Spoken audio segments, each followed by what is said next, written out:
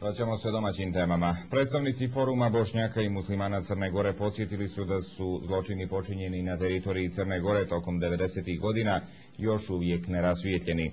Oni su zatražili od državnih vlasti da pronađu odgovorne za otmicu u Štrpcima, deportaciju izbjeglica i etničko čišćenje Bukovice i Kaluđerskog Laza.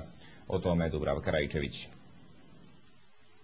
27. februara navršava se 14 godina od kada je na prinudnoj stanici Štrpci oteto 19 putnika. Do danas za zločine u Štrpcima odgovarala je jedna osoba. Predstavnici Foruma Bošnjaka i muslimana podsjećaju da za zločine u Bukovici i Kaluđerskom Lazu još niko nije odgovarao. U periodu 1992-1995. godine na prostoru Bukovice ubijeno je 6 lica. 15. i 16. februara 1993. godine izvršene su 2 otmice.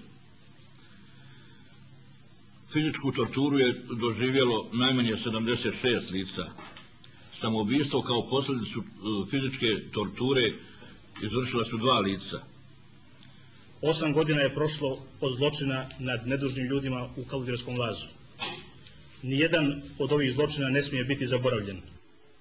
Durgut napominje da državne vlasti do sada nisu pokazale ni jedan gest da bi se Bukovčani vratili na svoje ognjišta. Mustafić smatra da još nije kasno da državne vlasti progovore o zlu u kom su učestvovale tokom 90. godina.